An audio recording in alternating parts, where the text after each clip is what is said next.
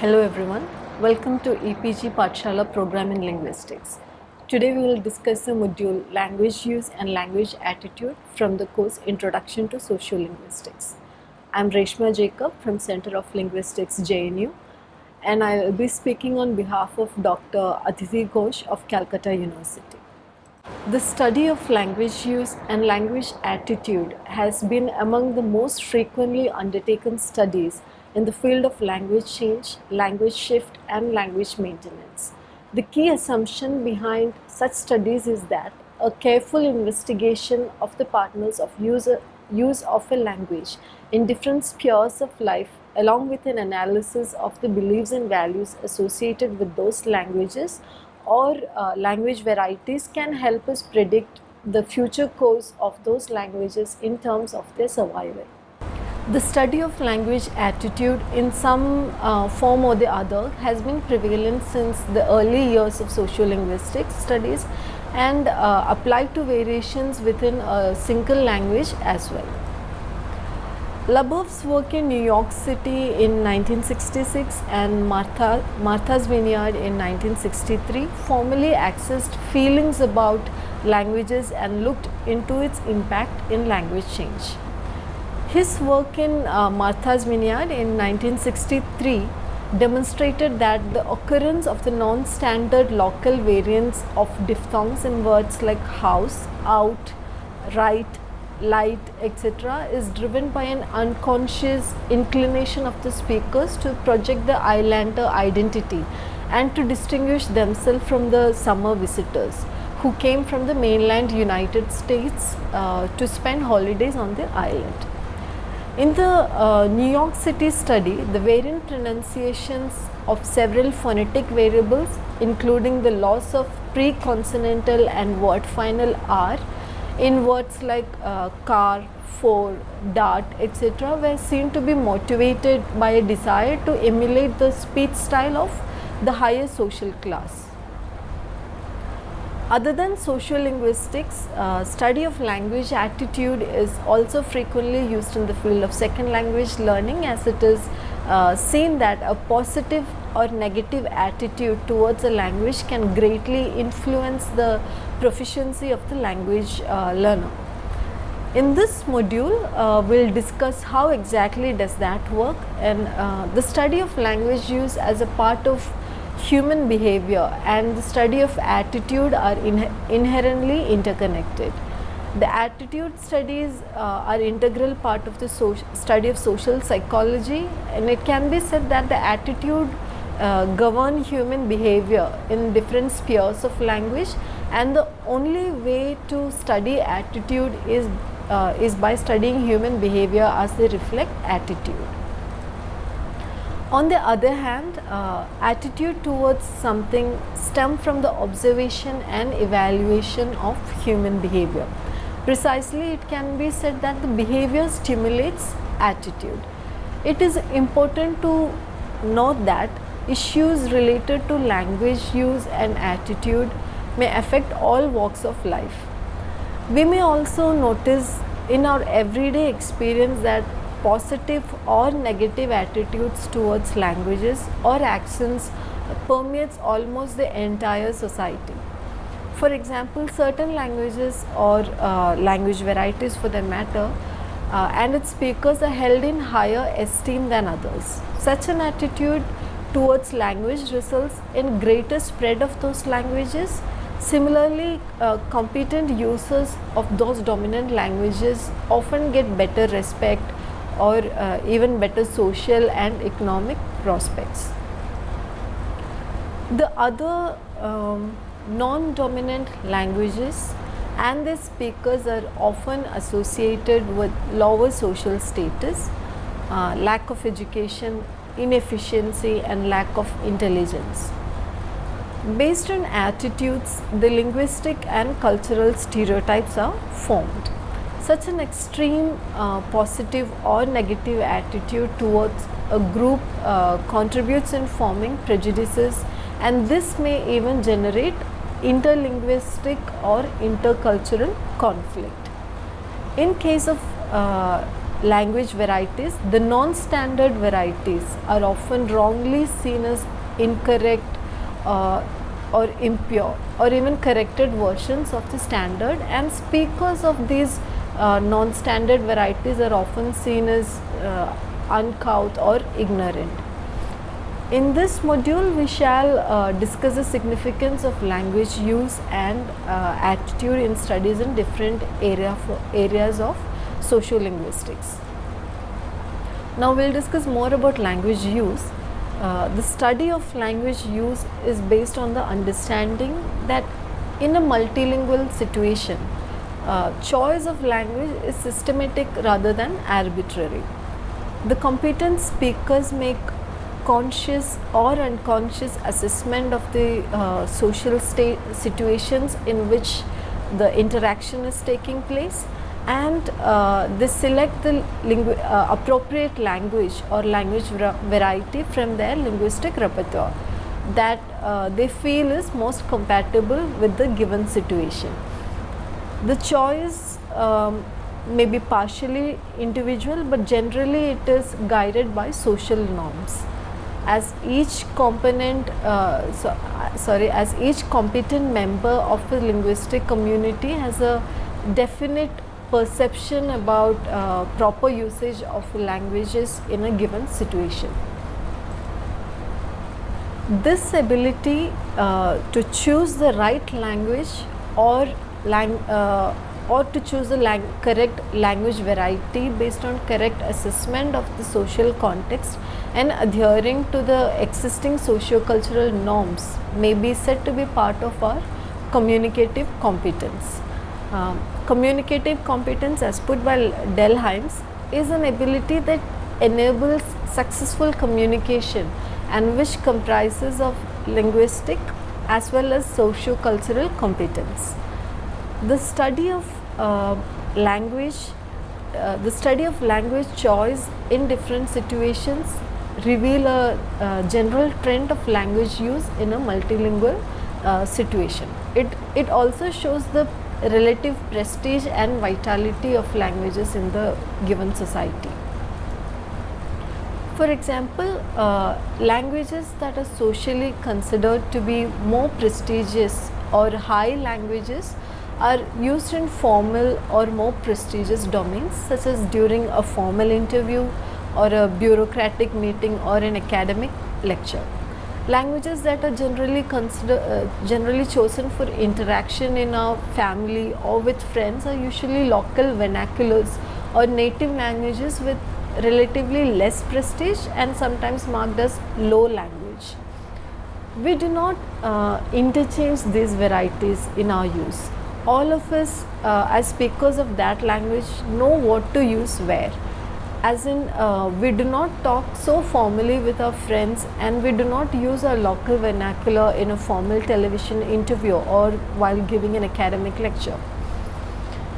A study of such usage across different social criteria, including age group, may indicate an ongoing language shift in a community.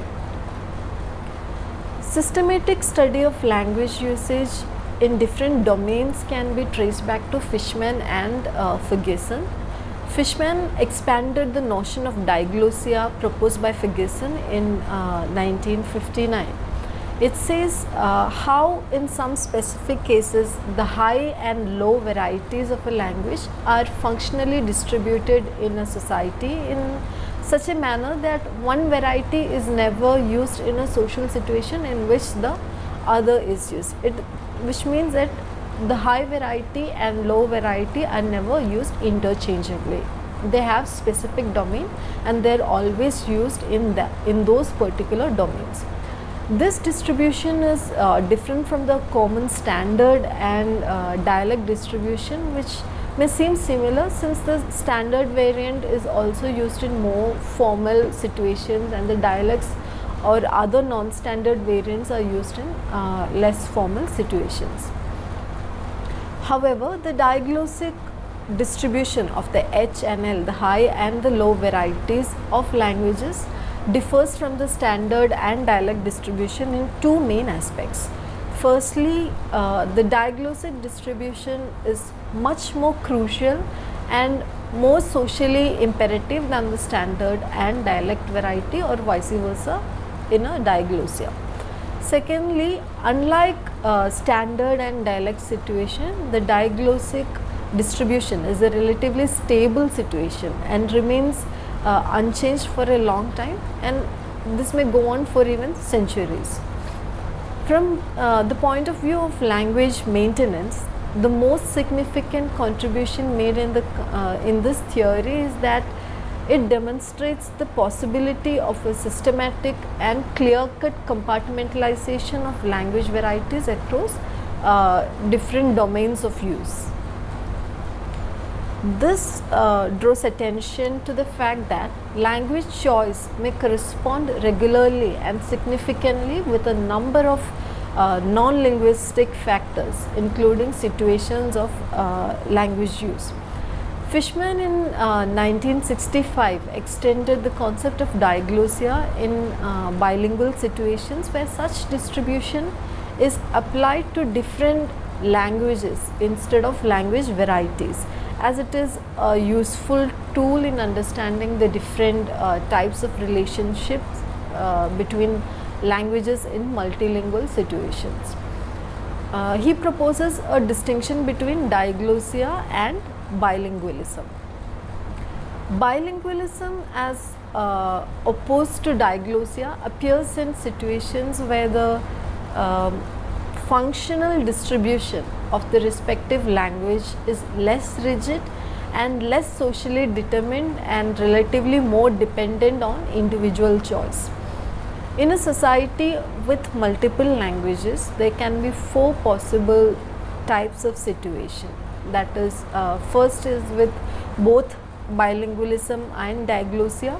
Second is the one with diglossia but no bilingualism. And the third situation is with bilingualism but no diglossia. And the fourth situation is where there is neither bilingualism nor diglossia. Since diglossia is a stable situation, a diglossia-like distribution between high and low languages may ensure survival of the non-dominant low language, as it involves usage in certain restricted societal compartments. On the contrary, in case of bilingualism, the domain-based distribution is not maintained. Two or more languages compete for use in the same situation, and it is mostly the high language which acquires the power. This may signal a shift in language use and may even cause an eventual endangerment for the non-dominant language, because everyone prefers to use the high variety of language. Therefore, the main significance of a diglossic situation in a bilingual society is in stabilizing language usage and ensuring maintenance of the low language.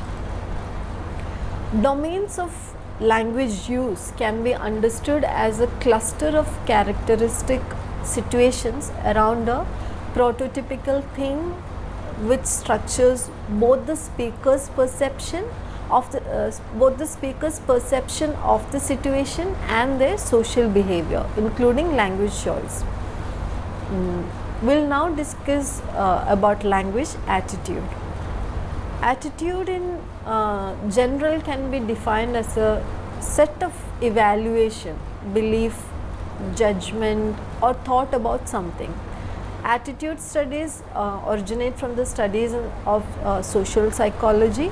According to Allport, attitude is a learned disposition to think, feel, and behave towards a person or an object in a particular way. That is, attitude is a learned disposition to think, feel, and behave towards a person or an object in a particular way. From this definition, it is understood that attitude is a learned or socially acquired predisposition rather than a natural state of being. So precisely, attitude is not something that comes naturally to us, but it is a learned behavior. It comes out of our observation and evaluation of certain things or a person. However, it often grows to be so deep rooted that certain attitudes appear to be the only acceptable normal state of affairs or a part of common sense knowledge. For example, the standard variety of a language is often understood as the only obviously correct variety. Even though it is not supposed to be so, the majority of people have such an attitude. They think high of people who speak the H variety and contempt the ones who speak the L or the low variety of language, which is the local vernacular. Language attitude can be understood as a favorable or unfavorable preconception towards a language and sometimes towards speakers of those languages. Apart from attitude towards language or linguistic community, language attitude also include attitude towards bilingualism, code switching, correct usage of languages including its grammar and other language related issues. Attitude towards bilingualism affects not just the language use pattern but also the language policy of the individual or the institution. For example, an unfavorable attitude towards code switching disapproves mixing of language. If people have a negative attitude to us using two different languages together or mixing the languages together, it may result in not using chord mixing at all. Attitude, as we already discussed, is acquired from external stimuli, and Gary notes that two sources from which attitude is acquired is personal experience and social environment, which includes media. For example, an individual may learn to nurture positive or negative attitude towards a language by observation, that is, by seeing which language is given a more prestigious position in the society, including their own home, among friends, and in their educational institution or workplace. Or they may learn the relative utilitarian or instrumental values of language from their own experience, as in which language can give them greater rewards in their career or so on. Prejudices are learned through classical conditioning. From a very early age, children learn to distinguish between desirable and undesirable qualities through their everyday encounters. Attitude is also learned from popular media. For example, media can influence the attitude of its viewers through interpretive presentation or desirable packaging of certain objects. Similarly, the approval of mixed languages in popular media may engender an acceptance of code switching as a valid form of linguistic communication. Now let's try and understand the components of attitude. Study of attitude is approached from two principal points of view, which is the mentalist and behaviorist view. So the mentalist view understands attitude as a state of readiness, whereas the behaviorist view sees attitude as a response people make to social situations. From linguistic perspective, the mentalist approach is generally preferred over the behaviorist approach, as it sees attitude as an independent variable and a psychological component. Attitude is constructed of three interconnected components, which are cognitive, affective, and behavioral. The cognitive component consists of beliefs and judgments. Affective components involves feelings towards something, and the behavioral component is about the predisposition to act in a certain ways. So in terms of language learning situation, for example, a learner may believe that English will give them a better opportunity, opportunity, and this is his or her belief, and therefore it is a cognitive component. And they may be enthusiastic about English literature and culture, which is the affective component. And now that they are interested, they may invest considerable amount of time and resources to ensure mastery over language. Now this is the behavioral component, that is, they are doing what they think they should do to attain the result. The study of language attitude is important for understanding the multilingual situations as well as second language learning. Attitude towards a language enhances or decreases the intelligibility and aptitude for the language to be learned.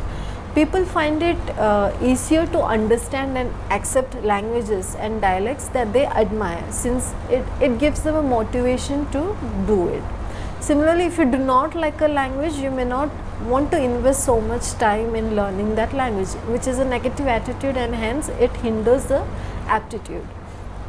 Hence we can say that language attitude affects the overall language aptitude of an individual. Motivation and ideology are two terms that stand close with attitude. The concept of motivation is extremely significant in the field of language learning. It is considered as one of the major factors for improving proficiency in the language to be learned. Attitude towards the language to be learned motivates learners to put an effort towards developing a proficiency in that language. Another important thing is that language attitude directly impacts the act of communication. Communication accommodation theory argues that we tend to alter our speaking style to match those with whom we are in communication, whom we are in communication with, in order to gain social approval. So we kind of change our speaking style so that we'll match with the person whom we are communicating to, and this is called communication accommodation theory. An attitude towards a language variety can produce or maintain the standard variety of the language. The term language ideology is often used in this context to explain the language behavior. The difference between attitude and ideology is mostly that of the discipline, that is, attitude is part of social psychology, whereas ideology research belongs to the tradition of sociology. Attitude towards the standard variety of a language and the ideology of standard languages establishes the position of standard variety as the only legitimate representative of the language, and thus devalues all other forms. As mentioned earlier, language use and attitude plays an evidently important role in survival of a language in multilingual situations. A favorable attitude towards a non-dominant language may establish a sense of importance of the language in the community, and this will in turn may cause the members of the community to adopt language policies to ensure continuity of the language through some concrete measures. On the other hand, a negative attitude towards the mother tongue or an extremely positive attitude to a more dominant language is likely to deter the community members to take any measure to create a sense of attachment to the language.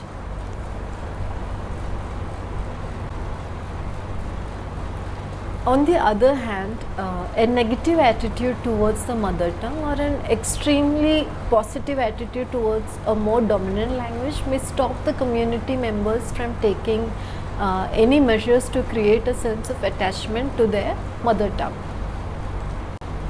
Linguistic Vitality Index developed by UNESCO and others enlists language attitude and its reflection on language policy as one of the prominent factors for survival of non-dominant languages and survival of language diversity in general. Language policy at all levels, that is family, school, other institution and state, are all affected by the attitude and ideology of the policy makers.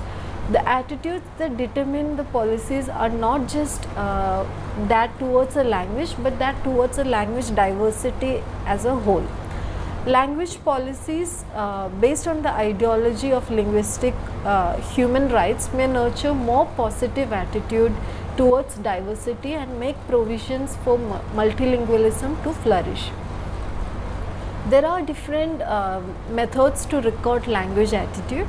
We have direct approaches and indirect approaches for the same.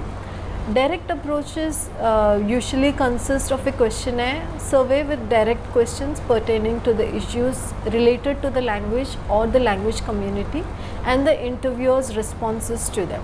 Most studies on language use and attitude, both in the field of language learning and sociolinguistics are conducted with direct methods. Some scholars on the contrary prefer to investigate more covert or deep-seated unconscious part of language attitude. In such studies, respondents are given no information about the background of the speakers they are about to evaluate other than their language use. It is argued that the indirect methods has higher validity than direct methods, as the purpose of the study is not clear to the respondents.